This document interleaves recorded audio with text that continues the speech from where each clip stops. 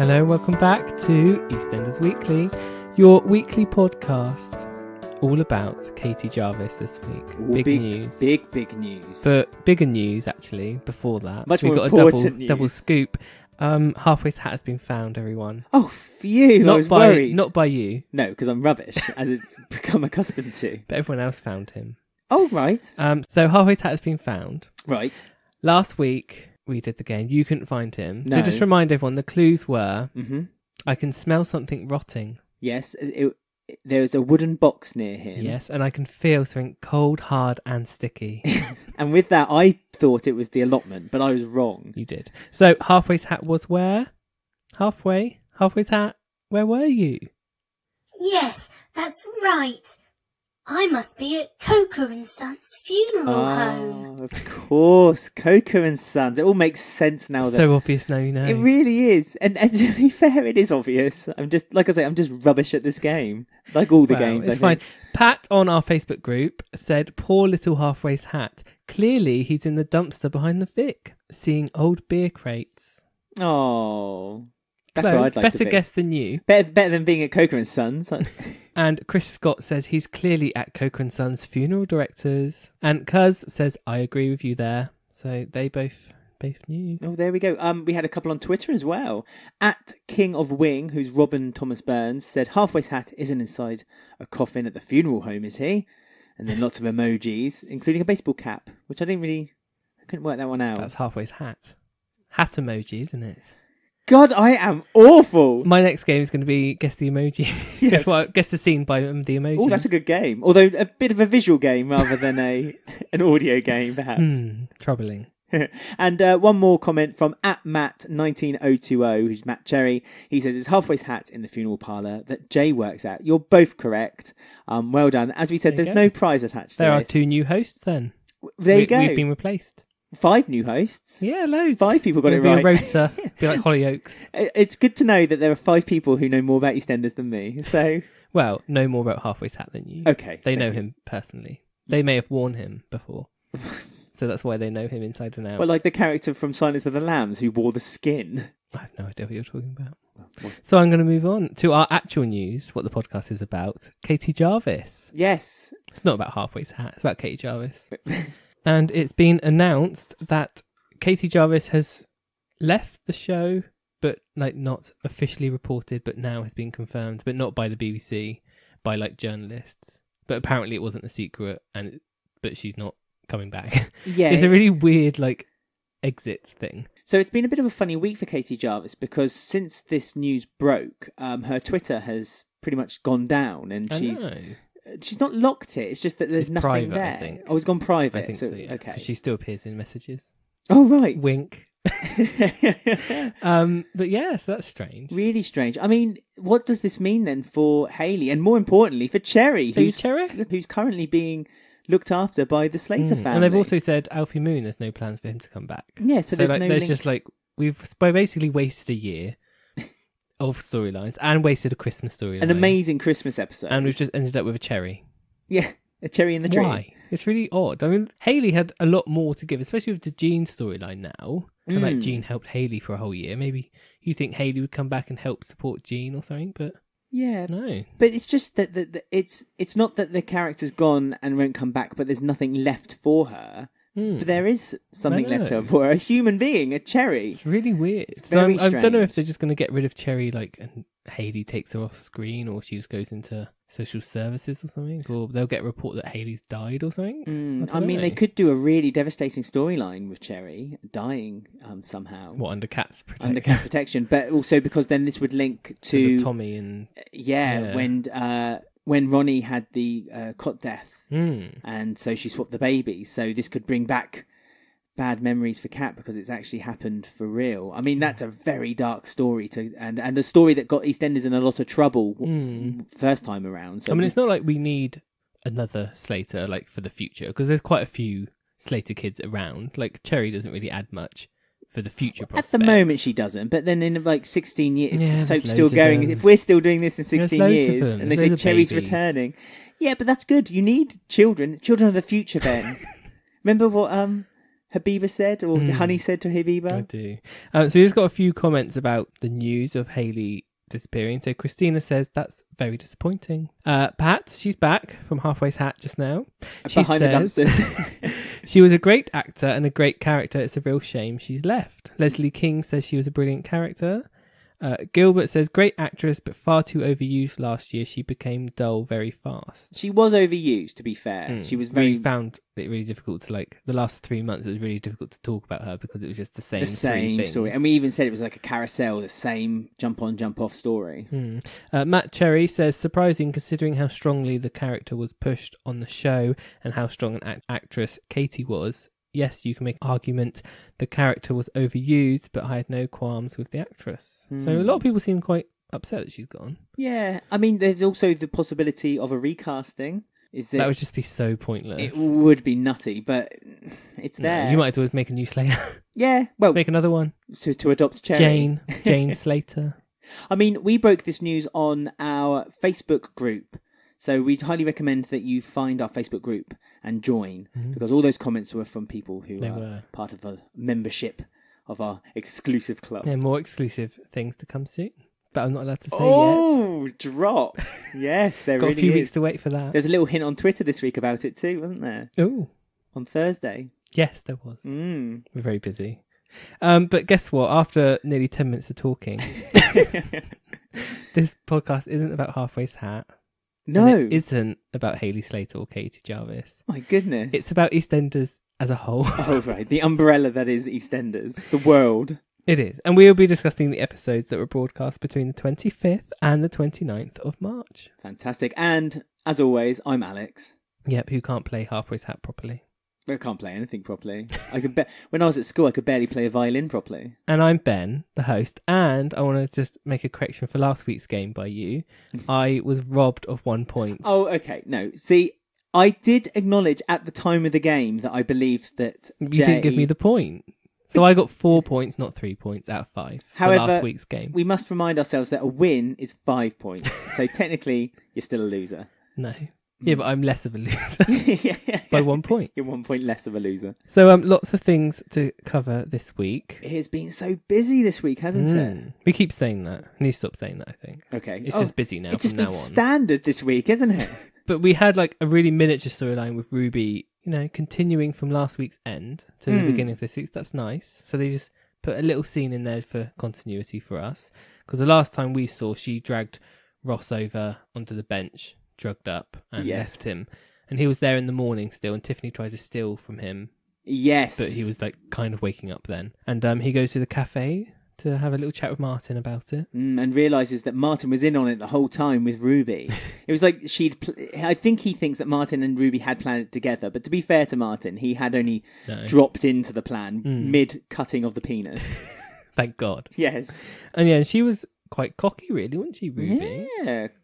She was like, I've given you what you did to me. You can't prove it. It's your word against mine. She said something which was a bit interesting, but then afterwards I thought, well, yes, they have encryption, don't they, on chat services? But do they have them on dating services, this encryption? Because WhatsApp has encryption, but would they really have it on... Especially the one they were using, that cheap one, that fake one. Yeah, and so she said, unless you did a screenshot, there's no way of proving it because I've deleted the messages. He should have said, I did actually, and see what she said then. Called her bluff. Yeah, that would have been an interesting development. Yeah, because, I mean, on that message, she used her sister's name, so you can kind of link that to her. Yeah, Scarlett, yeah. And then she obviously said, my address is this place, which is actually Ruby's address. So she invited him to the flat. So her saying, oh, you coming to my flat breaks bail conditions. She invited him, so does that... Yeah, but there's no evidence, and he... Yeah, but if he did they seem to screenshot everything, those group of mates. I'm amazed that Ross didn't screenshot that conversation and send it to his lads. Look where I'm going tonight. Yeah, but that's the thing, that would incriminate him further, because that text he sent of Ruby's behind and said, oh, seconds. Yeah, that's the thing. That'd be I even guess more she's incriminating. she's basically saying, you can't give that, otherwise I'll say this Well, happened. he's broken the bail terms, and he said, oh, you drugged me, and she went, yeah, I did. But prove it was me that drugged you. So I suppose she has got the upper hand on this. They kind of, both of them sort of punch each other out, don't they, I guess? Like they all have one on, if she says one thing, he can say one thing, and Yeah. she can say one thing. So. Like a game of trumps. But I think this is going to come back to hurt her when it comes to the court case. I think the solicitor for Ross is going to... Well, he's got lots of money. Oh, she's got lots of money. She'd get a good solicitor. Get Richie But involved. has she got lots of money? She never works. She's done one promotion since she's Yeah, but joined she has the loads square. of dodgy money from when Johnny Allen died, didn't she? Yeah, but didn't she use that to build up the business? What, Ruby Slipper promotion? Yes. No, she has money. She buys her clothes in shops, not the market. That's true. She has money. That's true. She has a different coat in every colour. And it's not a fake fur one either. Off No. Mo. Exactly. And next up of our storylines, we have Keanu is back. Yes. Badder than ever. Talk about a bad boy. And everyone was really excited when he returned. Yeah, he's really broody. He's got a little dark leather jacket. around his eye. Yeah. Dark jeans on, not his blue jeans anymore. And everyone presumed that when he came back, they were just going to carry on from where they left off between Sharon and Keanu, but that's not seems to be the case. Keanu's a very angry young individual now. He is. He did say to Sharon, because she kept trying to confront him even though he didn't really want to, but he did say, I did love you, but now I'm making you suffer like I was suffered for you and stuff. So he does have feelings, but he's an angry young man.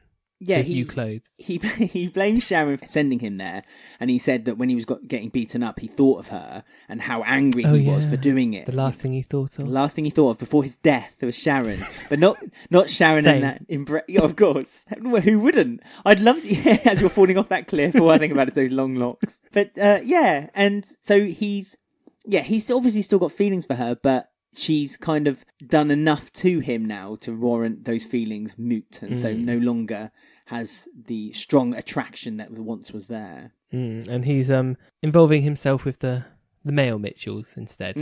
Well, he's trying to become more. Yeah, he's becoming more gangster, isn't he? A bit more darker, and I think this is a side that perhaps Sharon is a bit worried about now, because I think she's always saw that Keanu had that potential, but she liked that softer side of Keanu. Yeah, because she used to compare like how Phil's was a grunting old brute, and Keanu wasn't. He was more in touch with his feelings, and that's what she liked. Yes. And now she's tipped him over the edge now. Maybe it's her that's the problem. It probably is. Sharon's the problem. Phil used to be quite nice compared to Grant. Yeah. So then she got him all tipped over the edge, and now she's moving on to Keanu. She had the original Sharon gate. So it's Sharon. Sharon and her makeup. She turns men. She either gets them murdered or she turns them evil. What has Sharon done to these men on Wolford? Yeah, quite upsetting. We also had our Kath. Yeah, Kathy got a storyline. She got like multiple storylines. I know. So she's obviously there's history between Kathy and Phil, which they finally remembered again, which they didn't really talk about for like 2 years. But they have a child together. They were married, so she knows Phil, and she knows when he's up to dodgy deals. Yeah, she can see if Phil is in trouble, and she's worried for Phil. And she's also worried, her son, that she would never leave. Or pretend to be dead. We all make mistakes. Yeah, I love that line when Phil said, "Oh yeah, you're a really good mother, pretending you're dead for how many years?" No, just brush it off. Yeah, she was like, we all make mistakes. Yeah, we all make mistakes, Phil. You've had some alcohol once. I faked my death. Just get over it. Tit for tat. It's all the same. That was funny. But it was nice that they remembered their relationship together. And but she's worried because she thinks that he's going to con Ben out of his business. Yes. Because she overhears like quite a few things throughout the week. And also she sees the paperwork that Phil has signed in Ben's name. And I don't know how Phil knows Ben's signature so well, but apparently, yes, it's going forward. He's trying to sell that. Kathy knew it wasn't quite right. She said that's not Ben's signature. Yeah. That M isn't quite right. He wouldn't sign that. This is all over, we must remind ourselves, a vegan meal that Kathy thought would be a way of kind of being a peacekeeper to Phil. I mean, if you want to impress or try to get Phil on your side, you do not give him a vegan meal. Remember what he wanted for the party for snacks? Yes.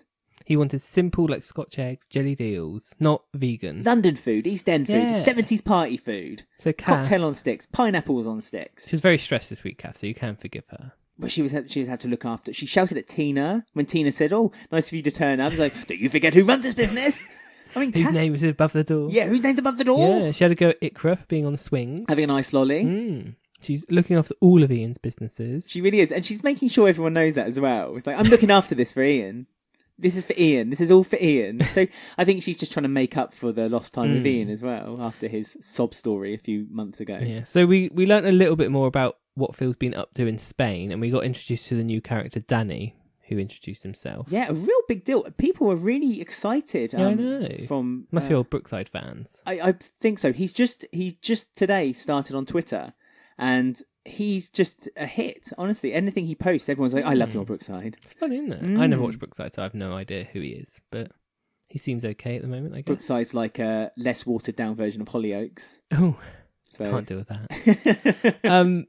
But yeah, he seems okay. I mean, I don't want to get too invested because it's just another like gangster who's an enemy of Phil's at the moment, and we've had that before, and it's not been the best outcome. Aidan Patrick Maguire. So I don't want to get too invested in him yet, but I guess he seems okay at the moment. I must admit, I think he came in with a rush behind him. He was very confident. I mean, he looked like he'd been on the soap for years. He seemed like a returning character. It wouldn't surprise me if they'd said, "Oh, this character's coming back after 10 years." He just had that confidence in him. And he had a little bit of a flirt with Kathy, so yes, can't go wrong. Is there going to be romance there? Maybe. Well, talking about flirts, Keanu's been asked to look after Louise because Louise was flirting with some guy who Keanu recognised had beaten him up in Spain. Yes. Another man with a shaved head. Yes. It's getting quite confusing now. There's 4 of them now. You're not a gangster unless your hair is very, very thin.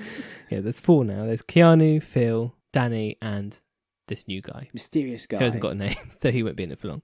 But so he's like told Keanu, look after Louise 24/7. She's your responsibility. And so he is. He's like a magnet. Yeah, literally, he's just following her. Yeah, following her everywhere. She goes in the pub. He's like there 5 minutes later. But Louise is obviously getting the wrong end of the stick, like Louise does. And you were saying that Louise has started putting on like this really weird whiny voice, like even more teenage whiny voice. I wish they'd grow her up a bit now.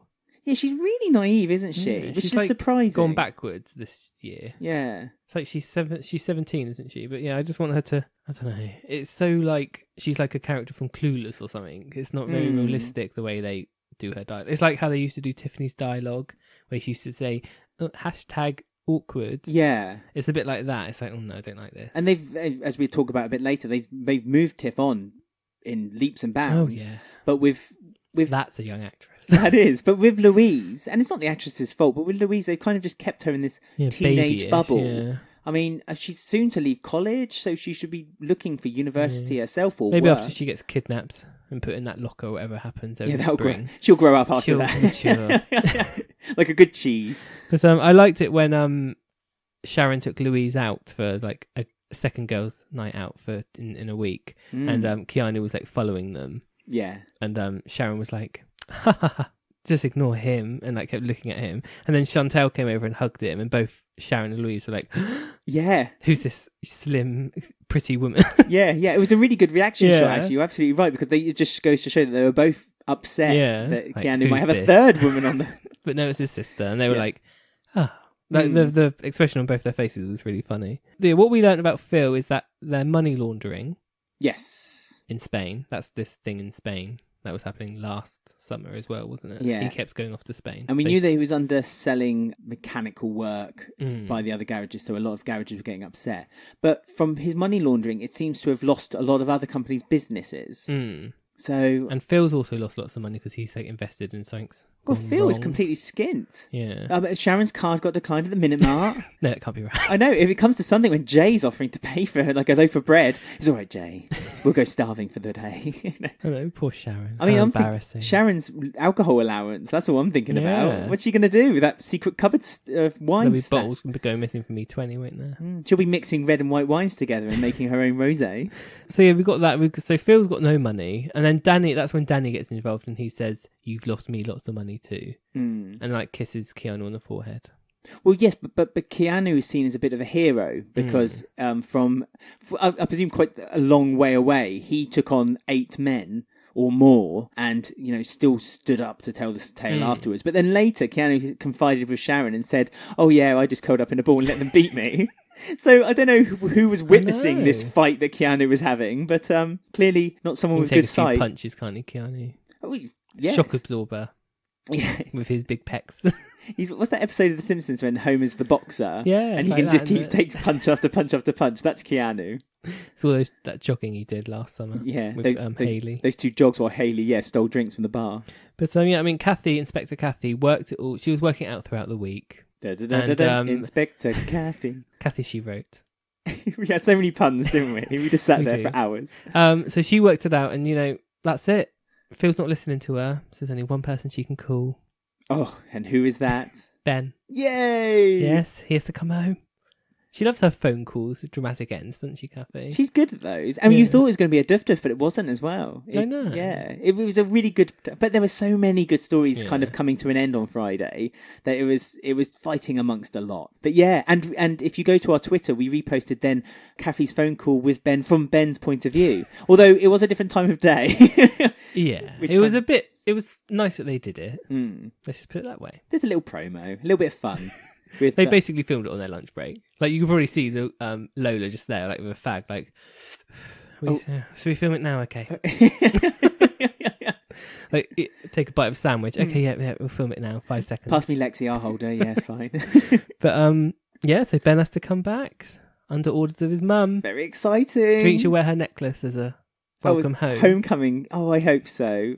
That necklace was like a pinnacle of a storyline, and now she never wears it. She could offer that to Phil. A bit of cash. Mel was trying to steal that necklace as well. Oh yeah, she was desperate to find it. Yeah. Kathy's hidden it away in one of the many bedrooms upstairs.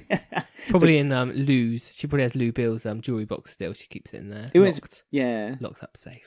I reckon Lou's got like a secret wall, and you kind of click it, and it opens up this big. The passcode is Uncle. Yeah. Yeah. So speaking of Ben and Lola, they're coming back. Ben didn't leave too long ago, but Lola may be a bit foggy in some people's minds. So we've done a This Is Your Life.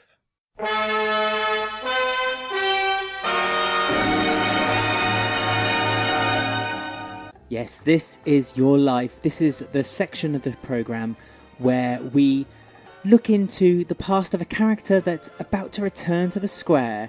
And we're looking at one Lola Pearce. There's so many at the moment. I know, they're just coming thick and fast. They are. Lola Pearce, played by Danielle Harold, and originally on the show from the 12th of July 2011 to the 28th of July 2015. Good run.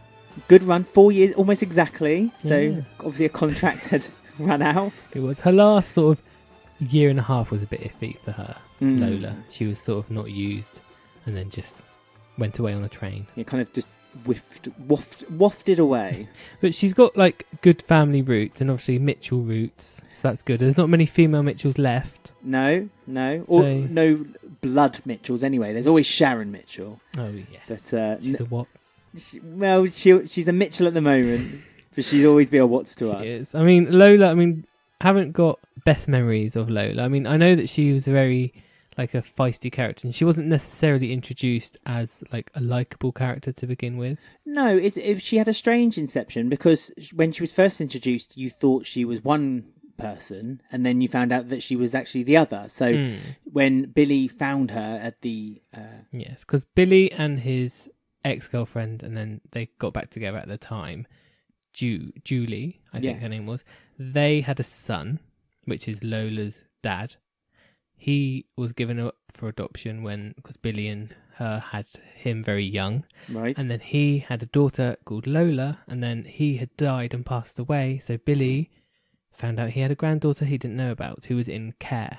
Yes, that's right, in the care home. And so then when he went to visit Lola at the care home, she was in a fight with another girl, and Another blonde girl, and Billy had incorrectly thought that the blonde girl that had been set upon was innocent Lola. But it wasn't. It was the other one, the one who started the fight. It was feisty. Feisty. That's one word to call her. She was. And I mean, she did mature over time. She was one of those girls who got into a lot of trouble, and people seem to always say, "Oh no, that wasn't your fault. I'll cover for you," or "Oh no, you didn't mean to do that. I'll cover for you." So she never kind of learnt her lesson for the first part of her story. Yeah, or ever got any comeuppance for it. I mean, she drove a car into the chip shop, and Fat Boy took the cover for that. And she destroyed Phil's garage, hurting Jay, who was underneath a car that she destroyed, and then character Julie took the blame for that one. She stole towels from Booty, and how did she get the punishment? She got a job there. Yeah, I know. Roxy gave her a job because She showed initiative. Yeah, she showed initiative by stealing. Yeah, and she stole like chip oil from the fish and chip place and put it on a car, so that got Lucy in trouble and the person who owned the car. It was because Lucy sacked her from the chip shop. That was it. Yeah. So yeah, but she never got her like comeuppance for it. No, she never really got any punishment at all. She did though eventually, and she was on a restraining order, and also had a tag popped on her. And so that's when the social services started getting involved, because she had her child by this point as well. She did with Ben Mitchell, who she was kind of just making sure that he was gay. She was, because they were friends, and he was pining after Christian. Yes, but they're more than just friends. They're actually... Do you want to know how they're related? Because I have the full list here. Oh, go on then. I know the kind of official title for it, but go on. Well, this is a long one. Ben's father is Phil Mitchell. Yes. This is like Slater Family Values, the game. We should have played this. Yeah, link Ben and Lola. This is a lot of steps. Phil Mitchell's father was Eric Mitchell, Ben's grandfather. Mm-hmm. Eric Mitchell's father was Phil Mitchell Sr., Ben's great-grandfather. Following me? Phil Mitchell Sr.'s brother was Kenneth Mitchell, Ben's great-grand-uncle. Kenneth Mitchell's son was Stephen Mitchell, Ben's first cousin twice removed. Right. Stephen Mitchell had two sons. One was Billy Mitchell. Excellent. The runt of the litter. That's Ben's second cousin once removed. Mm-hmm. Billy Mitchell had a son with Julie Perkins called Dan, and then he had a daughter called Lola. So Ben is Lola's third cousin once removed. Yes. There we go. Oh. And they had a baby. So and they had a child together. So they're, keeping it in the family. Like they do on EastEnders. But yeah, he was convinced that he was gay and he was going after Christian. But Christian was obviously with Saeed and a lot older. And he used to follow him into the gym and look at him doing pull-ups. But Lola took him home. They had a console and they said... She said, how do you know you're gay? How many women have you slept with? 50, 10, 1? And he said, none. And then they cut away and it comes back and they laugh and say, oh, I guess I am gay. That didn't go very well. Oh, well. But Lola's pregnant. So that confused me. Obviously it went well enough, but not well. But he must have done something right. That's enough. Somewhere. I don't want to talk about this, about the third cousin once removed, thank you. But she named her daughter Lexi, who was actually her best friend at the time, until she realised that Lexi was a wrong-un. Yeah, bit of an Evie. Yeah. Not one to be trusted. And bullied our wonderful Abby Branning. Which basically is not in the rulebook. As soon as that's involved, you're written out of the soap immediately. I mean, when she became a mother, that's when her character changed, and she actually became the mature Mitchell. She was the grown up in all of the Phil and Sharon and Billy mess. Really, yeah, which was quite nice and quite nice growth for her. I mean, her story up till then reminded me a little bit of the Hayley story we've recently had. So a little bit wayward. No one really thought that she was adult enough or mature enough to have a child. Social services get involved. Then Lola started doubting herself, had a nice little word in Jay's ear. Jay said, nah, you can do it. Give it a try. Come on, it'll be fun. And then while Billy is running with the Olympic torch around the square, a live segment on an EastEnders special, she's giving birth in McClunky's. I didn't realise McClunky's had been there for so long. I know. It's been there for forever. Drug dealing, maternity ward, chicken. It's got everything there. All in the same barrel. Yeah, that was the live section, and then she just had a long storyline of social services and making sure she wasn't taken away from her and stuff like that. And that's when her sort of story sort of fizzled out. And she had a relationship with Peter, Bill, and Jay. But this is when Peter was infatuated with Lauren, and he didn't really want Lola. So Lola then felt a bit rejected and not really wanted in the square anymore, like a lot of people do. So she went away to Manchester, I think she was going to go. And she was going with her mate Dexter, and Jay was going to go with her because they were going to try and be together. Yeah, that didn't work out too well either. No. Well, Jay's still there. He outlives all of them, doesn't he, Jay? He does, but it'd be interesting when Lola reappears with the storyline with Ruby and Jay and Lola coming up. Because I'm guessing they're going to go that direction with Lola wanting to be with Jay. We've seen the spring trailer where she says to Ben, I can't keep up this secret. So there's something that he's making her keep something a secret Yeah. or lied to everyone about something. So not sure if they're going to pretend they're a couple for some sort of reason, or Maybe. I don't know. I mean, we know that Ben is returning with Lola, so the storyline is very much about both of them. So it'd be interesting to see why, they're saying their secret is between them and what's. And obviously, we could do with This Is Your Life on Ben, but he left less than like 12 months ago. Exactly. On a ferry. But he's had a bit of surgery done to his face. Mel was following him with that, like, do you remember that purple hat she had on? And like a big coat that was like, she was really secretive. And she was on the ferry because she thought he had taken the heist money. Yes. And Hunter was kidnapped at the time.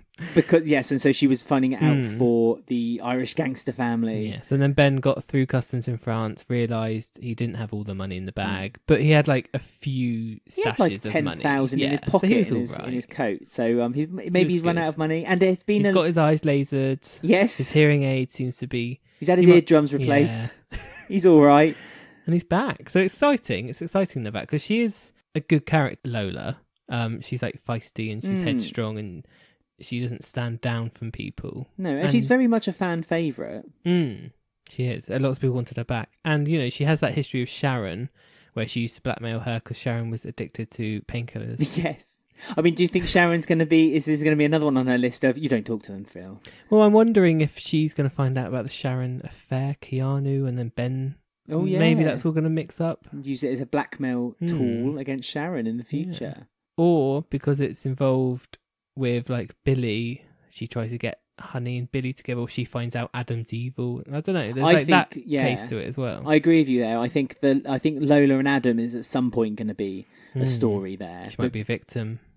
Maybe, but she's again, when she was first introduced, she defended Billy because she overheard Taylor and Anthony Moon talking about Billy, and she'd only just found her father and grandfather. Sorry, her grandfather and grandfather. Yeah, not once from get that family tree back out.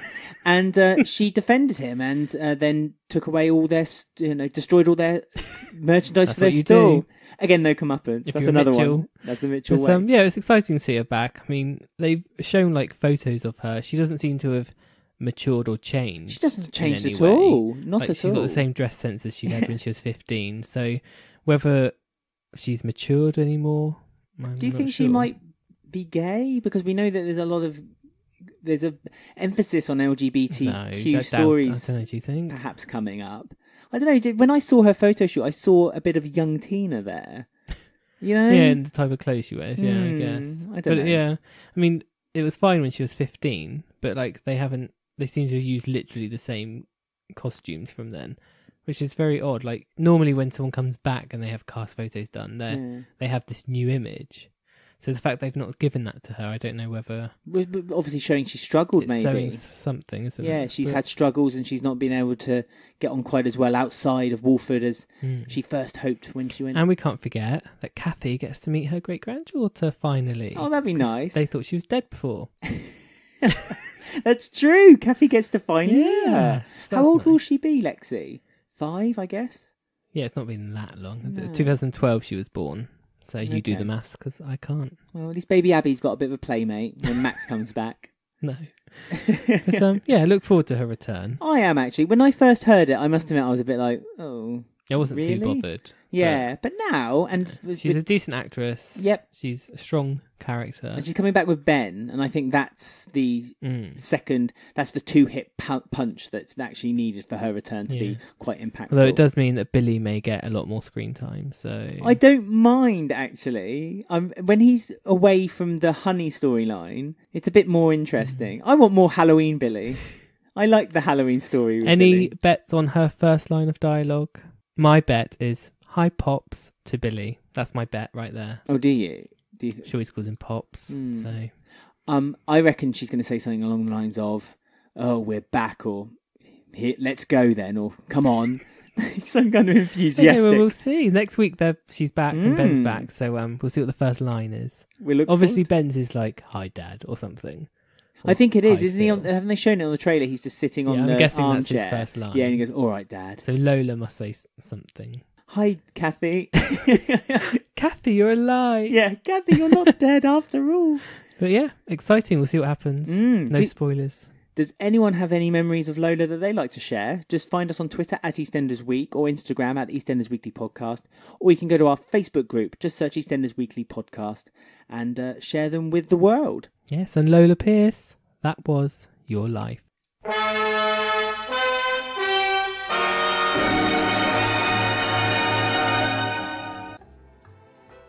Well, I just can't wait for her return now.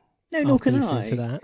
Yeah. It was so good. I mean, it kind of bumps some memories, actually. And she had a good run, actually, in her time of being on the square. Very good.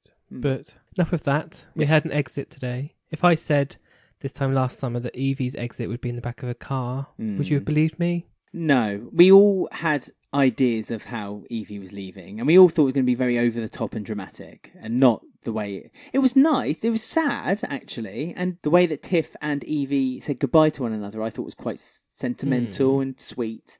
It's odd, though. I have mixed feelings of it, though, because like the way they ended it that way is like, so we were meant to be rooting for Tiff and Evie to be friends. Like, she was quite horrible to Tiff, really. I think we were rooting for Tiff to get some kind of justice from being in the situation she ended up being in. And one way that had happened is that Evie righted her wrong, and so admitted that she was going to go to the police, even though it would mean her getting into trouble. It would kind of take all the pressure off of Tiff. Yeah, it's a shame we didn't just get one or two more episodes like about Evie.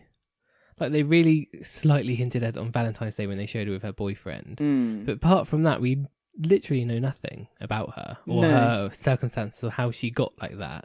Because they alluded to the fact that she started like Tiff has been brought in, so that Evie was groomed into this role. Yeah. But we don't really know anything about it. That was the head scratcher for me. We got the impression that because Jagger had been knocked down a few pegs. No, Jagger got not a name mentioned, but he got a mention by Jack. Yeah, a little nod. So we thought Jagger was like the kingpin, but he wasn't. So we then saw that Evie was introduced. So we thought, oh, well, then Evie must be above Jagger. So she must be the queen. She must be the one running things. The elder is what they called them. Yeah, but then obviously in any line of work, there's always going to be someone higher than you. But the impression you got was that Evie was very high up because she had all her minions around her. That was just the impression she liked to give, but she wasn't actually. Yeah, but she had so many people under her. When she was in McClunky, she had... but only like Rat and Bunhead. No, true. But she was the one manipulating them. She was the one moulding them to become... But there was always someone manipulating her, I guess. Yeah, which we did find out, as you said, on Valentine's Day. But it just seemed like... It made Evie less frightening. I don't know. I guess that's what they were trying to say. They were just trying to... I guess they were trying to say, Evie was manipulating Tiff, but Evie's that guy... boyfriend, I'm not sure who it was, a boyfriend, but he was manipulating her, and for all we know there was someone above him manipulating him to, like, it's that sort of thing, because Jack said it won't be the end of it, but it'll get rid of him for now. Yeah, just putting a plaster over a hole in a bucket, that's how Jack's way works. Yeah, I just thought if we just had a little bit more, like if they maybe on a few episodes showed when Evie walked off on her own back somewhere, they followed her and shown where she went or what happened to her, it would have been a bit more context for us. Yeah, and it would have made maybe the last scene between her and Tiff even more important. I mean, it would have been more dramatic if she just died on Ted's floor, really. You just wanted Evie dead. Well, not dead, but it's a bit more exciting than going off in a taxi having a new life. But we don't know what's going to happen with her now. All we know is that she's going into witness protection. She's going to witness protection, and she's giving names. She's giving names, and she's shaming everyone. Rat. She's taking everyone down with her. Yeah. The police will be writing down these names like, no, we need their real names. Are you on drugs now, Evie? Have you been smoking before you came? Why does she not have a silly name? Evie? It's a Pokemon. For goodness sake. Yeah, it's not Bunhead or Jack. Sloth was one we made up. I didn't say Sloth. Okay, good. I'm saying official ones from the BBC. Yeah, she didn't have one, but yeah, it's just a bit of a meh ending. I mean, it was the whole storyline was an issue of John York going from 3 months to 6 months to a year, so that kept changing.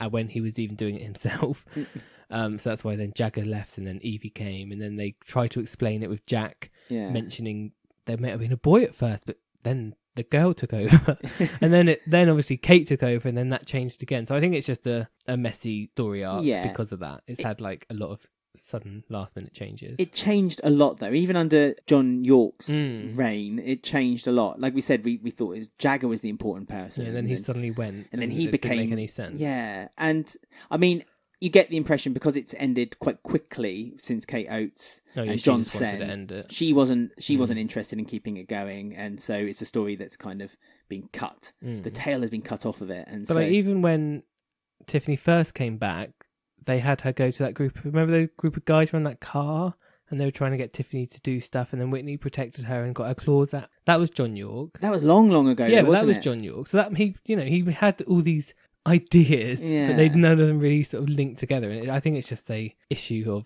having lots of different people in charge. I mean, they all have one common link with the stories, and that is the fact that Tiff felt, and she mentioned it again this week, she felt isolated, she felt lonely, she felt like there was no one in Wolford that understood her and wanted to be friends with her. But forgetting Bernie, because Bernie's like her number one I thought fan. That. It was like she could have just went to Bernie instead of going to Evie. Yeah, really. But then she found although she liked Bernie, and she did have a soft, or she does have a soft spot for Bernie. Bernie wasn't cool like Evie. Evie got her into the best parties. She always used to say that, didn't she? And she used to know the best people. Tiffany's always been like that, isn't she? Right down from how many likes she gets back when they first introduced her again. But I mean, it was nice that we saw the family units again, like Whitney and Sonia and Jack and Tiff all working together. Yeah, that was really good, and there's like some really good scenes between all of them. Natalie Cassidy's on fire. Natalie Cassidy was fantastic. She got a line in a script and she took it. She wanted it. Yeah, I can prove I can act. I'm not doing scenes with Robbie anymore. She went for it, but I mean, she's great. How good was Natalie Cassidy? But she's always been good. She's just never really been given anything. Given a chance. Never given a chance. We say this about a lot of actors that come back. We've said it about Mel to some extent. We said it about Ruby. But they've all been given chances. Now it's time for Sonia. Sonya's turn. Sonya's chance. You know, she did the choir. That was her big story of 2018. Exactly. And now she's got But it just goes to show how great she was. Grooming. Yeah. Whitney was good as well because, as we've said before, very comparable. Her and Tiff's story is very similar. The way they've been groomed and followed and. Yeah, they've all been in gang trouble. Liam's been in gang trouble too. Yeah, it's a bit difficult the way they're writing, like Ricky and Bianca. We said this before, but like it's really difficult for them to not be there. And like Sonia said something like, no, Whitney said, "Oh, Bianca doesn't care. All she cares about is herself." And Sonia tried to stand up for her sister Bianca in the hospital and said, "No, she would do anything for the kids. It's our fault. We should have noticed." But it does make it a bit messy because, like, when you think about it, Bianca would be there. If it's your daughter, you would make sure, because Sonia said, you know, she looked after you when you were sleeping out underneath a bus stop, so she'll do anything, move heaven and earth to look after you. But yeah, her not returning seemed a little bit. It's a real big hole in the like in the plot. There's nothing they can do. I know. Patsy Palmer would never return. Well, not never, but has shown no interest. She might return for like. There's not really anyone like close to her. Like Dot's maybe funeral. More like something like. In the future, like Sonia's, like something like that, or Whitney, something like that, like Whitney's final exit, she might return for like a cameo, maybe, but nothing else. But it is a bit of a dodgy hole in the storyline because Bianca, you know, when Liam was in trouble, Bianca went in and smacked all of the gang leaders up and got him out. So she wouldn't just not be there for Tiff. Well, considering she's only meant to be an hour down the road as well. Yeah, it's not a hardship to come there's on only the so motorway. Many cruises she can be on. Yeah. And they've kind of replaced Ricky's role where he could be standing in with Jack, which kind of makes sense, I guess, because that is Tiffany's uncle. Jack's much more angrier though and bolshy. Like throughout the week, every time, like when Sonia went to him for help, he shouted at Sonia. When they went to the hospital, he shouted at the nurses. Jack's way. I minded Jack this recently. He's better than he has been, to be fair to him. Because he's lost the "oh look, I'm Jack and I can literally click my fingers and a woman would fall on her feet to me" it's kind of stories, and they've been a bit more gritty. Then yes, in that respect, I have enjoyed Jack more. He's been written a little bit better, I feel. But he's still got Jack in him, and he just. It's like I mentioned, the when he was with Sonia, and Sonia said, "I really need your help. I really need your help," and his friend said, "What are you doing? What are you telling me?" And it's like, just calm down, Jack. He's hot-headed, isn't he? He is hot-headed, and I hate the fact that he always makes out that he has this control in Wolford Police. But it's always convenient when he's control of the police. So when he needs something done, but if anyone comes to him or like a major murder case, he just doesn't give a monkeys. No. He just kind of just lays it to one side. It's funny how they're using Jack as like a way out of most of these storylines. Yeah, because he was the one who ended like the Hunter one, didn't he? He's the killer of stories. Yeah. He's like, don't worry, Mel, we'll just get in the car and we'll escape. And I have phoned the police, but they'll help. Don't worry. Yeah, it's like okay. And then he's done the same to Evie. Yeah, again using his influence, inverted commas. I mean, he hasn't been in the police for what 10, 15 years, and even in the police, he was thrown out of the police force. So surely, if he was the corrupt police officer with other police officers, surely those corrupt police officers aren't still there. The influence that he has. It annoys me a little bit that Jack seems to have this. Maybe influence. Kim needs to get Jack on the case about Vincent. He might sort that out in one episode. But he won't, because he only uses it for himself, his own personal gain, or getting Mel in bed. Family. Yeah, that's all. Family and getting people in bed. That's what EastEnders is all about. That should be their new tagline. Yeah. But his deal was with Evie this time, not as bad as Hunter's deal, better than Hunter's deal. He said, basically, you give us the names of the higher ups, the elders.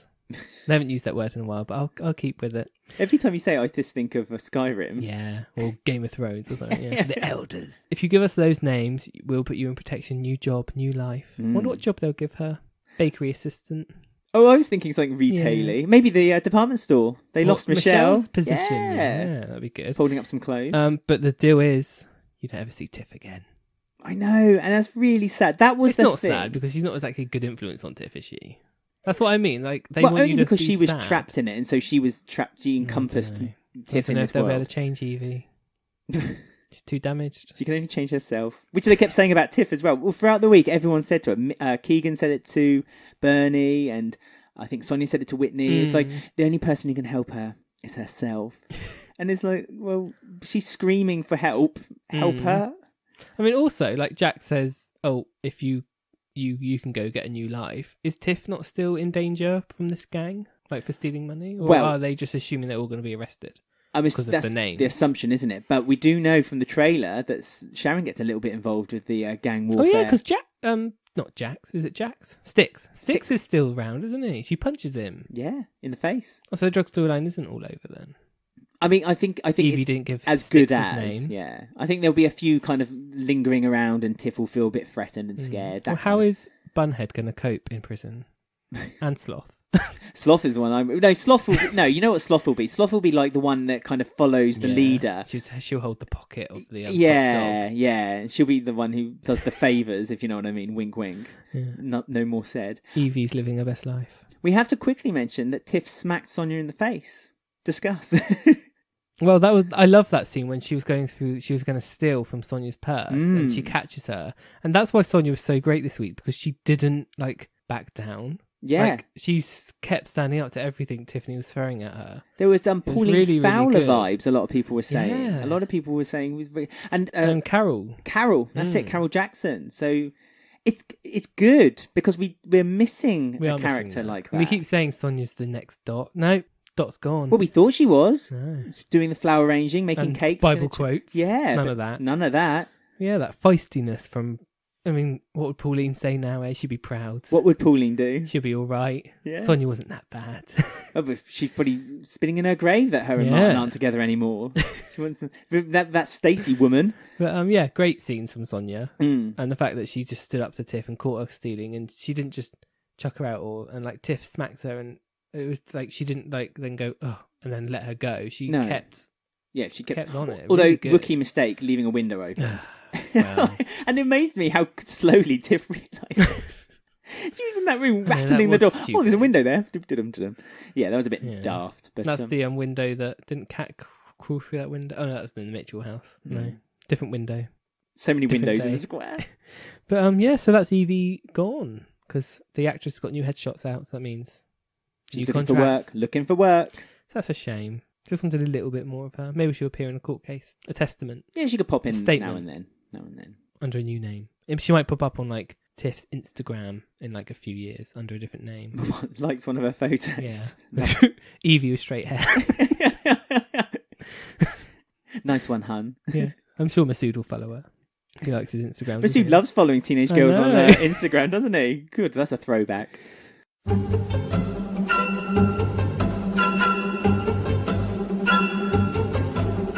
So Ben, I see you're sporting a attractive t-shirt there and a baseball cap and drinking your hot coffee from a mug. Don't forget my apron and my pillow. Oh, and your pop socket.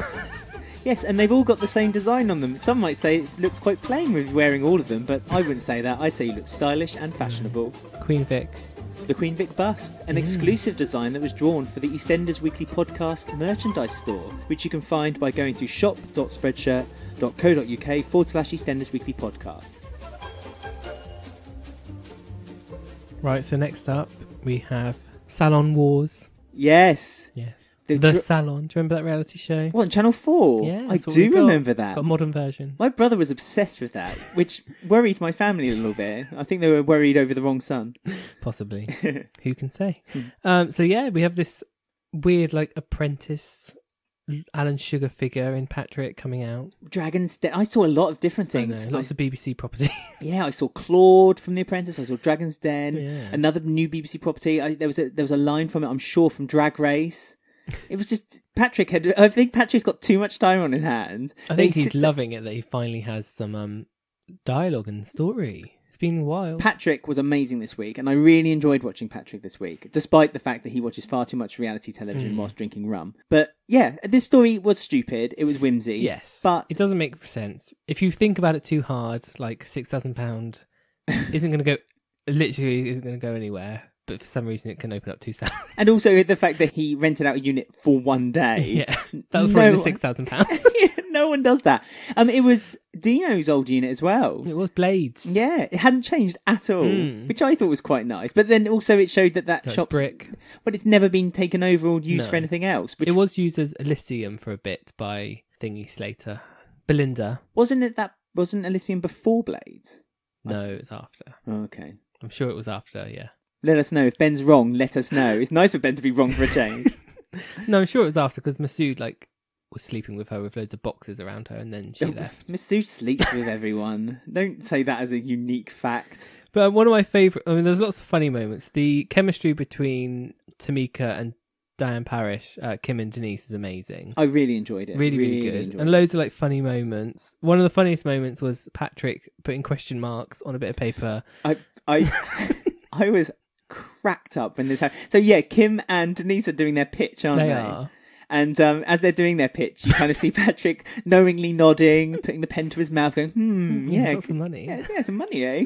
And then you saw the picture of his notes, and it was literally question mark, question mark, question mark, pound sign. It didn't make any sense whatsoever, but I loved it. Yeah, it was funny. Do you want to know what Denise and Kim had written up as their pitch? Oh, yes. Right, so it's called Denise and Kim's Hairdressers. Business Plans and Outlooks. That's a good name, by the way. Right, introduction. Denise and Kim's Hairdressers is a hair salon that allows both male and female folk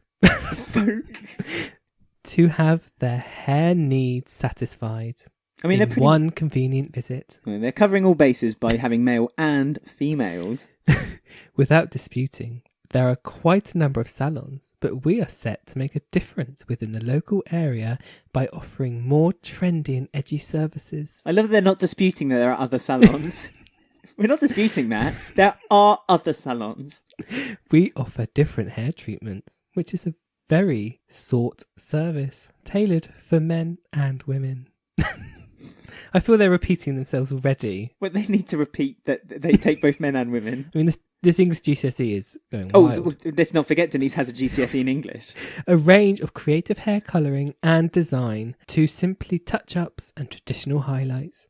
And our expert hair stylists to tend to different demands of our clients. Expert stylists, of which they have none. Well, they say what job offers they're looking for. They offer ourselves as owners. That's their job, owners. And one hairstylist. Oh, brilliant. That's what they want. So their exclusive stylists, plural, comes down to 2 people owning the company. So they have more owners than staff. Do you want to know what their vision statement is? I can't wait. Our vision statement. Our aim in business is to be your one-stop shop, where the hair and appearance of our customers is utmost. Right. They have a mission statement too. Oh, it'd be rude not to hear that. Our mission is to build a very creative hair salon brand where we can turn to so that their appearance can be enhanced. I mean, are they offering hairstylists or are they doing Botox in this place? Actual face jobs? Well, there are plans to upgrade as the business booms to a more permanent salon. We intend to operate within the best of our... Oh, there's a bit... Patrick's hand cuts off some of it, so I can't read all of this. Stupid big hand, Patrick. But, yeah, male, female. Male, female. One stylist. Yeah, 2 bosses. Lots of different. So no wonder there was loads of unique question styles. marks, eh? Well, you got question marks? I mean, I now beginning to understand why Patrick's notes were. And Mitch's was basically, I'll just do loads of haircuts and... drink rum. and play music, yeah. Perfect. I mean, I think Mitch's was much more direct to the point, no faffing around. And in the end, because they go through a few hairstylists, they're not very good. Chantel Taylor turns up, who is Karen and Mitch's daughter. Well, they get lots of travelling, they're called travelling hairstylists or... Mobile, thank you. They get lots of mobile hairstylists coming in to give their friend from playgroup, mothers... Who can't talk. Who can't talk. Yeah, don't say anything. We have to give you £50 in your pay packet. Do not say So funny, anything. that. And they get him to do a weave and don't cut the hair. No cutting. So again, is their salon just making someone's hair look nice? Well, they were showing how unprofessional Kim was, weren't they, I think? And, just any old hairstylist can't stick it with Kim there. But Chantel did it. She held her ground. She did quite well. But she went in there quite blindsided because she was going there thinking she was just giving someone a hair job. And she said as well, she said, I'm very busy today, I don't have a lot of time, so can we just fit this in? But then suddenly miraculously had a spare day to give to work at the salon. Well, she'd do anything to mess up her dad, I guess. She'll do it. So this is Keegan, this is Mitch and Karen's daughter, who is sister to Keegan. And Bernadette. No. Oh, I mean blood sister. Yeah. But we're talking about stepsister. blood. And Roots. Bailey as well. It's like a half sister. All right. Cool. So him and Mitch and Karen were on and off, like Ross and Rachel. Yeah, but they were pumping him out. Yeah. Well, she had Chantel, then broke up with Mitch, then got with Keanu's dad, then broke up with him because he was in prison. When he was in prison, that's when Mitch was around. That's when they had Keegan. Then they break up again. Then we had Bernadette with an unknown father, and then she had the 2 twins with someone else. Oh, and then Bailey. Yeah, Bailey's nothing to do with Karen. That's Mitch on the other side. Oh, so that's not Karen's daughter. Bailey isn't, no. Oh, okay. Oh, yeah, because that's with her mum Bailey's who... the carer. Yeah, but she's the carer to her mum. Yes. Right. Do you know who Bailey is? The little girl. The one who does magic. No one really knows who Bailey is. Not just yet. They were doing salons. They weren't getting much trade. So a hunky man comes in and wants a haircut by Chantel. Has a haircut. Best haircut ever. Wow, that's really good. Yeah. £50 tip, please. £100 tip, love. £100 tip. £10 just for the thing. Patrick calculates this a bit wrong. Because Mitch does what? Was it 14 customers, £10 ago, £140. That's all good. She does 1 haircut. She did 6. Oh, 6. Okay. So it was the so £60, £100 plus 50. Yeah. Because it was 10 plus make £100, and then 5 lots of 10. So Patrick is including a tip into the profits. Yes. So they didn't win at all. Really, they did really bad. But maybe what Patrick's hand was covering up on that that inventory of what you get a percentage of tips. Yeah, you don't get all the tips. So you only Good get luck. 1%. They know how to make their money. They're bosses. There's 2 of them. They need to spend. This whole facade was pointless because Patrick, in the end, like I did say last week, he's playing them. Everyone wins. Yeah, everyone's just going like to The get Apprentice 2 years ago. It was such like The Apprentice, wasn't it, as well? When he sat down, he said, Denise, you are this, this, and this, but you've also got a fiery side. And Mitch, you are this, this, and this, but can you be relied on? Also, he has to pay for 2 owners with Denise's idea. 3, Kim. With Mitch's idea, it's just Mitch. Yeah. I would have gone with Mitch. Yeah, Barber's is much cheaper. Let's be honest, he had a majority of people go into that place. All they did was luck out and had, Chantel's husband. Yeah, a fake one. Yeah, Mr. Grey. It's not Mr. Grey. You keep saying Mr. Grey, and you keep saying his name is Grey. Yeah, Mr. Grey is what we'll be calling him from now on. Yeah, you've got a bit of a soft spot for him, haven't you? Oh, yeah. New favourite character. Who's Bailey? We were saying, actually, because a few weeks ago we said, there's not much eye candy on the square. And then... Everyone. Since Kate Oates has been introduced, she's just pumped them out, hasn't she? I know. Got them all coming. I like my grit. I miss my gritty Hayley. That's what I miss. That's why she was invited back. Are you saying Hayley's the ugly duckling of the group? I think she's... The character Hayley, yes. Okay. Although everyone fancied Hayley, so... Yeah, she was all right. Martin was after her. Kush was after her at one point. What are we to do, eh? With all these... But Mitch didn't even know who Gray was until he kissed Chantal in front of him. Upset Kim and Denise because they wanted a bit of a go with him too, but Denise went, ooh. I did think Denise was too upset because Denise and Mitch is obviously where this ridiculously elaborate storyline is heading. Oh yeah, late nights in the salon together. Yeah, oh god, yeah. It's gonna... Head massages. Yeah. Do you think Carmel will come back for a head massage with Denise? I popped over from Dubai. I miss my head massages. It was so funny. She used to always pop in, didn't she? See, if Carmel was still in the show, she would have gone there for a haircut for Denise, her mate. Oh, you've just answered the question, actually.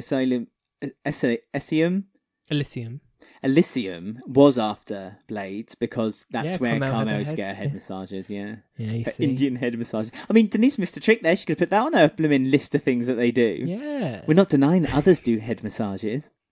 But we do them best with no experience at anything. My nails are so long.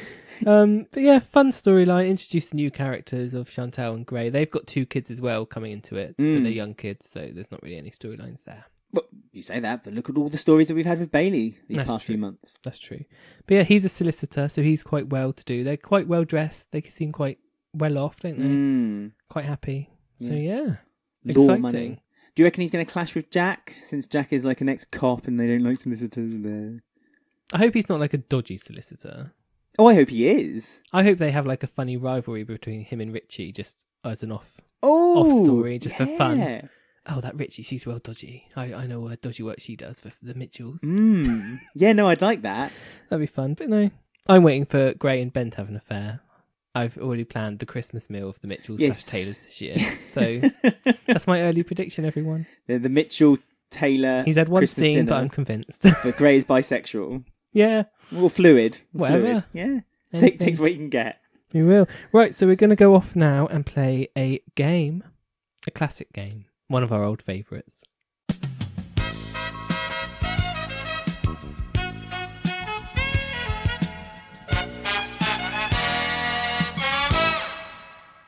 Welcome to a classic edition of our game. Our game? What game? We are playing Slater Family Values. Oh, good. I for a minute then I thought we were playing Jack's interrogation game. I don't know what popped that into my head. Oh no. When you said classic, this I is think. Classic. Okay. Right back from episode 2, possibly. What, this game? Oh yeah. No, that's too episode early. 4. I don't know. Pre-double digits. Anyway. So this is a game where you have to link 2 characters that I give you in 6 steps. So they can be related by family, by murder, by affair, by business owning. Anything you want. Because everyone on Wolford is related some way. Friendship. Yeah, friendship, if there is such a thing. Everyone likes each other on the square. It's just to what degree they like one another. That's correct. And you have 60 seconds, because I'm nice. Although I was going to change it to 30, but we'll see how you get on. A bit rusty. Right, so the characters you have are our favourite, our Kath. Kathy Beale. She's got many links to everyone. To Bernadette Taylor. Oh, you said classic. I was presuming you were going to have classic characters. No, the game is itself classic. Oh, what age is a game to become a classic if it's not been played for over 2 months? From pre-double digits of our podcast. Okay. Right, so you ready? 60 seconds. You're just delaying it so you have extra time to think. I know what you're doing. Right, in 3, 2, 1, go. All right then. Kathy Beale. Kathy Beale was the long-suffering wife of Pete Beale. I'm going there. I'm making it classic. Dangerous. I'm making it classic. Pete Beale lived with his son Ian Beale. Yes. Ian Beale lived in a block of flats that looked over the square. The same block of flats that Ted Murray lived in. Yes. Ted Murray and Joyce had a long suffering time in those block of flats with a certain Taylor family. Which one? I need a name I of can a name any, character. really. I'm going to say 15 seconds. Karen Taylor. Right. And Karen Taylor is the mother of one Bernadette. Yes, well done. That's okay. Very dangerous route. I used buildings. Well, you said classic, and I thought that is a wasted opportunity not to make it slightly classic, and also we're reaping up a bit of the past. Yeah. The high rise that was going to get knocked down, but didn't. Thrown by Godzilla. Do you want to hear an alternative route you could have taken? Go on then. Right. Kathy Bill's married to Phil Mitchell. She certainly was. Phil Mitchell's sister is Sam Mitchell. Oh yes. Which one? Just for my clarity. Classic Sam. Good. Original. Sam Mitchell was married to Ricky Butcher. Mm. Ricky Butcher's daughter is Tiffany. Yes. And Tiffany's best friend is Bernadette. Yes, I see the route. There you Okay, go, fair see? enough. So many routes. There's so many routes through the square. Well, there you go. You passed, and within the minute. Thank So you. That's fun. Thank you. I mean, I hope that other people listening might have their own routes to Bernadette from Kathy Bill. Love to There's hear plenty. them. Get in touch. Let us know. Find us on Twitter, Facebook, Instagram, or email us, eastendersweekly@gmail.com. If you could put Kim Fox in there to get to the route, you get extra points. Yeah. Again, is Listeners. there a prize attached to it? You keep adding these little Yeah, caveats. pride. Pride. That's all it's all about. Sometimes it's not about the pride. Sometimes people want hard goods. It's payday. They want something in their pocket. Okay, you get a banana from Martin's stall. Okay. Signed by Shrimpy. Excellent. Lovely. Well, there you go. That was Slater Family Values.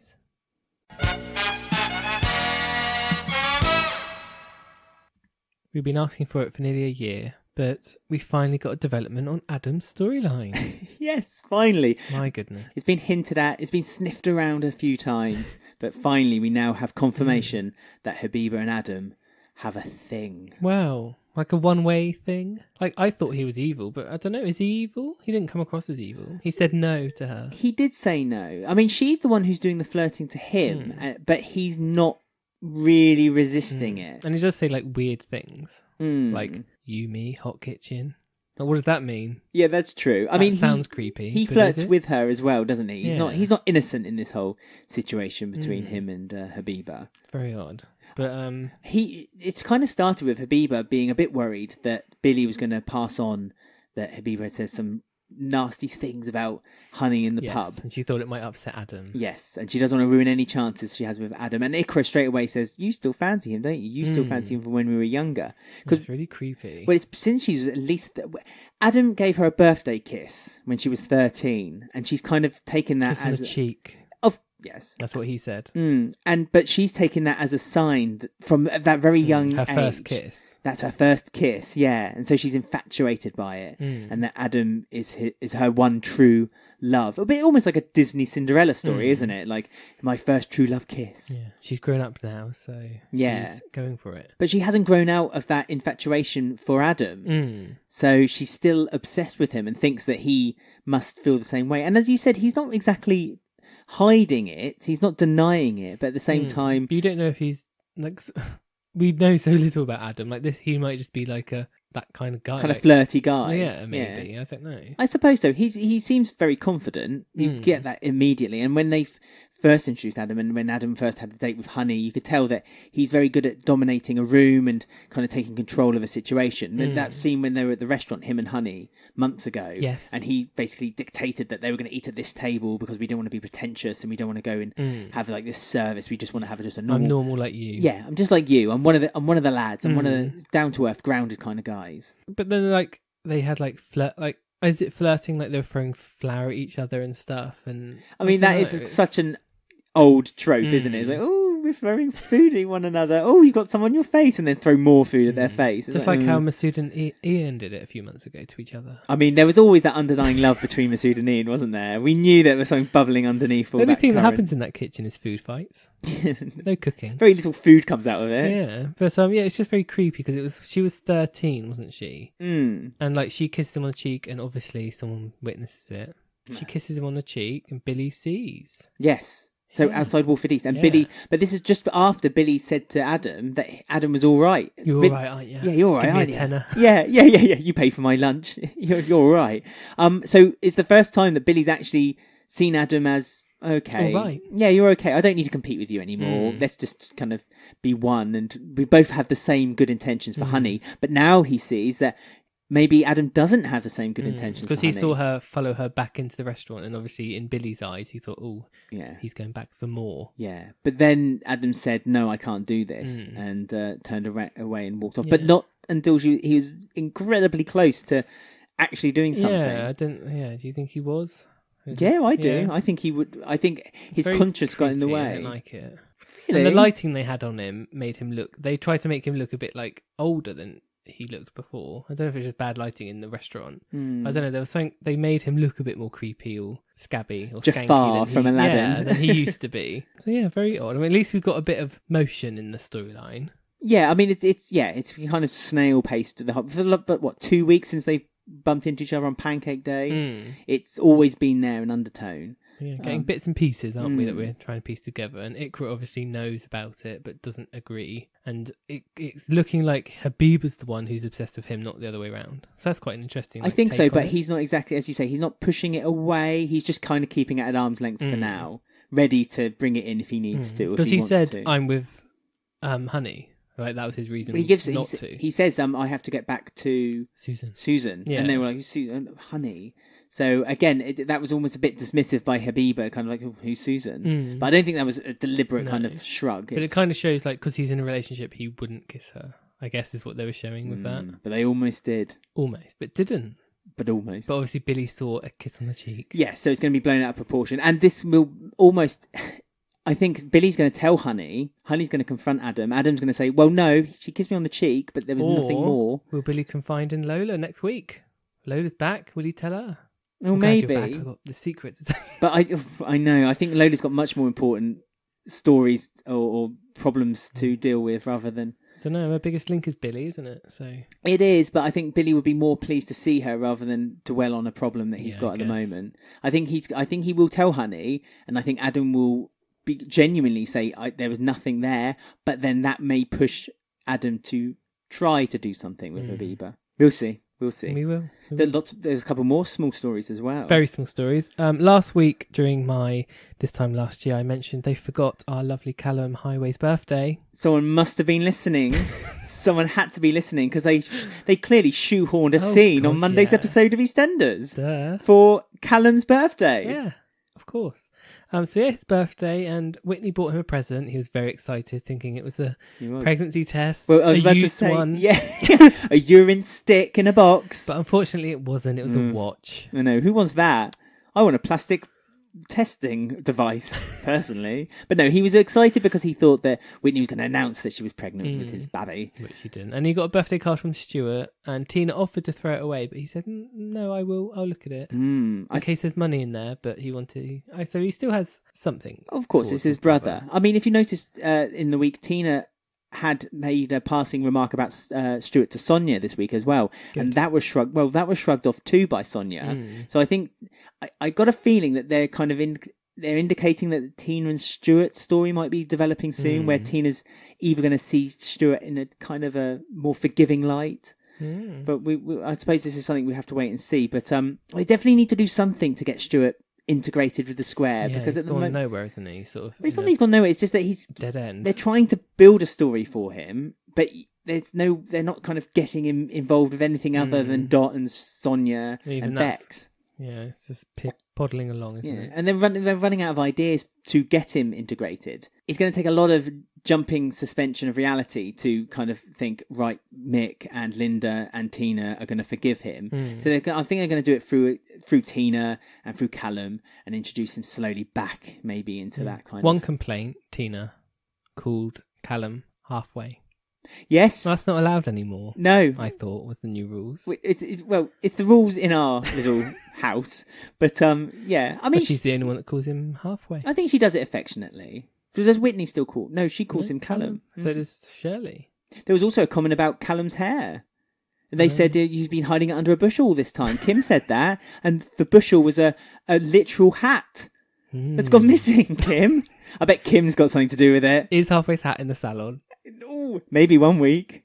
I can feel spiky bits of something. I can smell hair gel. Although that's a bit too obvious, isn't it? Oh, water splashed on my face. I've got colours on me. There you go. That could be one. But Yay. they're not crayons.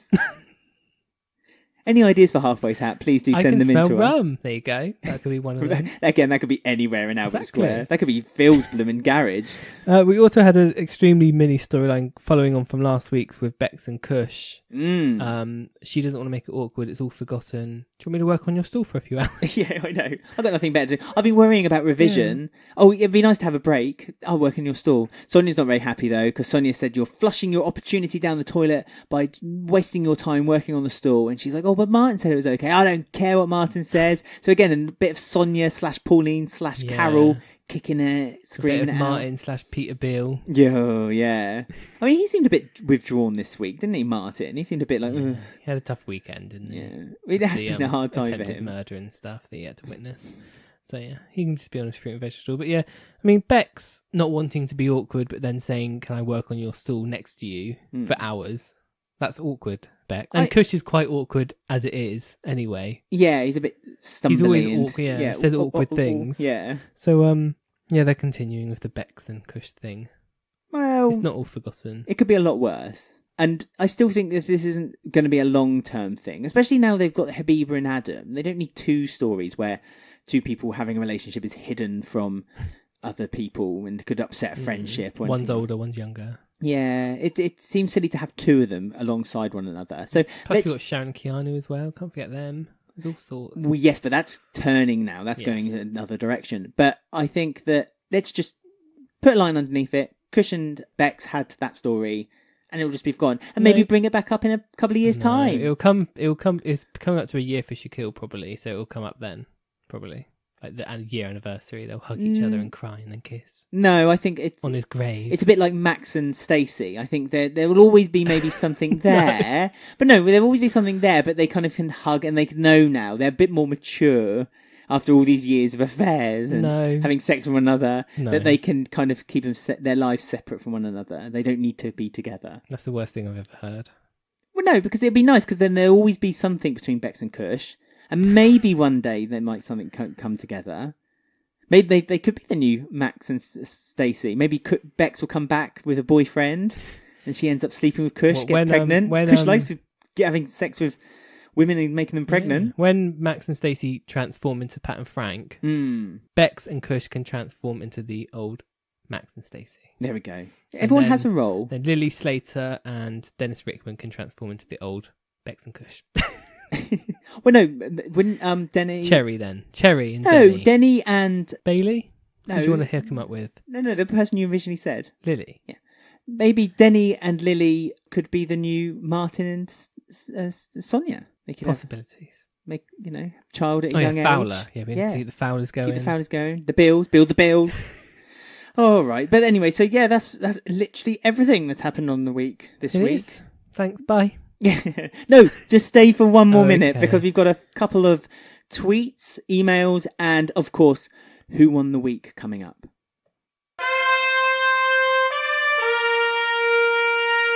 You know me, I ain't one to gossip. So it's that time at the end of the episode where we talk about who has won the week on EastEnders. But before we do, we like to think or look back at past years of this week and see what story on this occasion had come up, because you said this was quite a slow week in past years. Yeah, I think end of March is a bit difficult. But I did find one which links into this week, so that's fun. So 29th of March 2013. Oh, very current. It's the end of a gang storyline involving not Tiffany, not Whitney, but Liam. Liam Butcher has been enrolled in a gang, and it comes to head the exact same month and date as Evie's did. So that's interesting for everyone. This is where the gang stories end, I suppose. The end of March, just before Easter. Yeah. Because chocolate takes over drugs, you see. Yeah. The drug sales go down. It's not going well. Too much chocolate. So yeah, Liam is in a drug house and the gang are all looking for him, going to beat him up. Dexter is letting everyone know where the drug house is.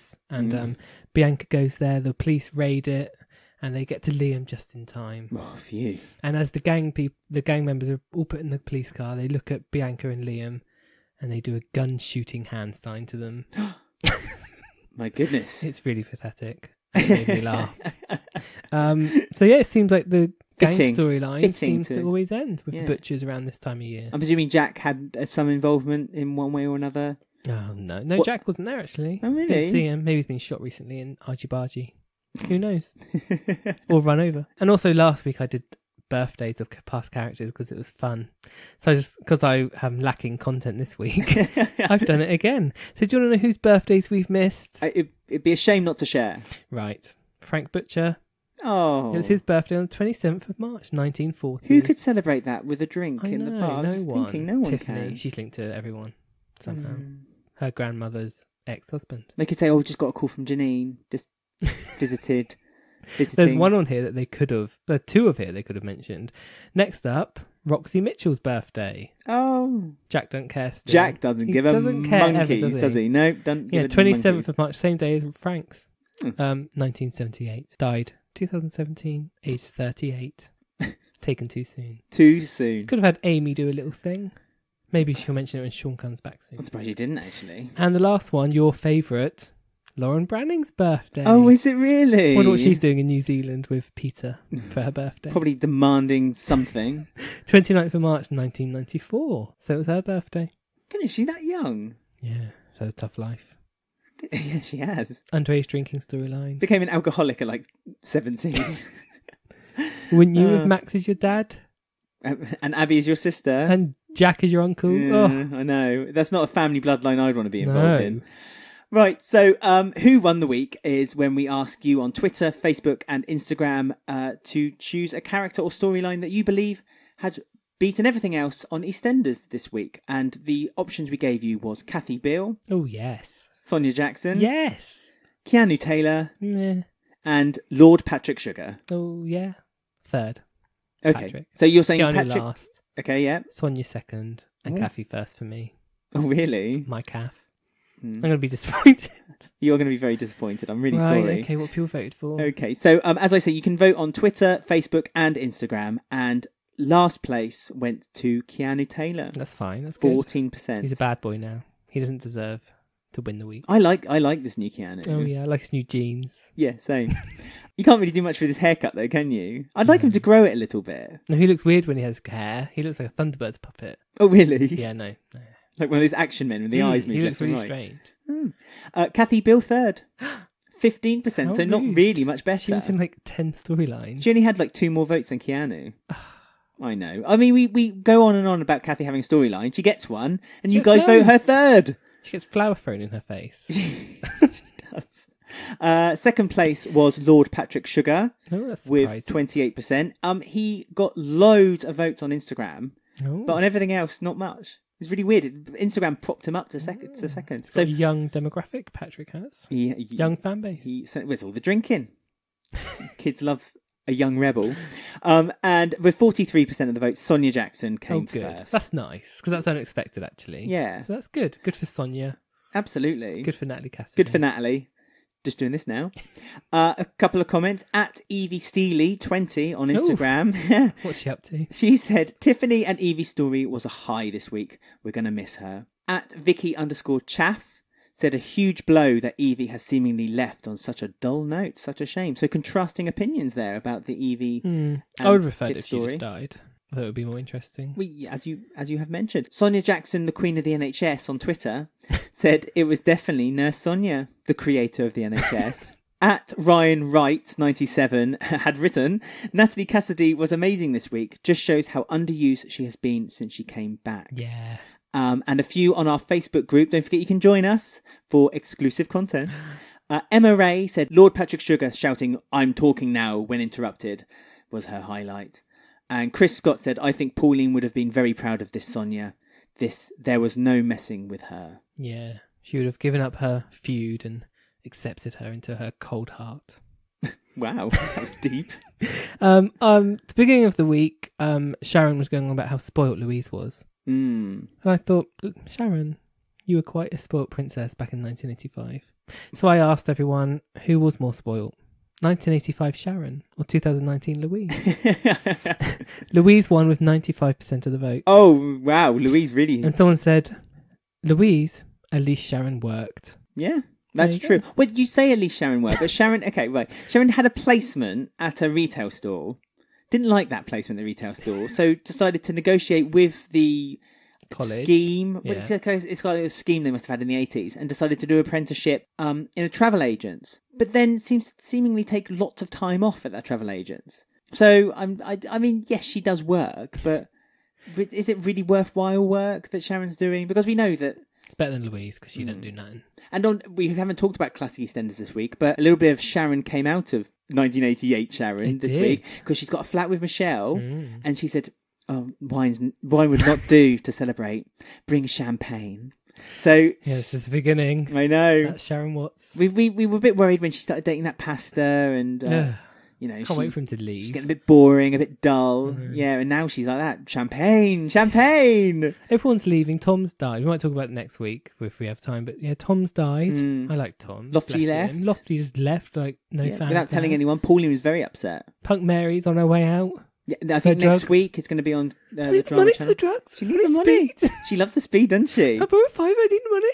It cracks me up that most people who are on like speed or anything like that really energizes you, makes you do work really quickly. She's got worse at her job at the laundrette. Fired. She's got fired because she's rubbish. She turns up late, shouts at people. She's just terrible. Yes, well, end is near for Punk Mary, so I'm very sad. Hopefully next week, if there's not so much. Well, I mean, it's great that there is so much to talk about, but we may have. We need to talk about the money. We need to talk about the money, definitely. Well, there you go. So that was the week. It was. How can they contact us if they want to? Well, lovely. They can tweet us at EastEnders Week. You can find us on Instagram at EastEnders Weekly Podcast, or go to our Facebook group. All you have to do is search EastEnders Weekly Podcast, and as I say, there is going to be exclusive questions and content coming soon to that Facebook group. So join now and avoid disappointment. Or you can go to our email and send us a message by emailing eastendersweekly@gmail.com. If you have any game suggestions, please make sure you put in the subject the game suggestion, because Ben is a bit naughty for clicking them and finding out the question. Well, we've all been wondering how he's doing so well at these games recently, and now we know. My Encyclopedia of EastEnders. Yeah, but any game suggestions is very much embraced. So do send them our way. You know how the games are played, so just let us know if you have any suggestions. Lovely. Oh, my mum's just phoned. Do you mind just leaving the room, please? Yeah, no worries. All right, say hi to your mum for me. Listen, your dad is about to do something very stupid. Oh, God. What's he done now? Ben, you need to come home. Okay, yeah. Now. I'm on my way.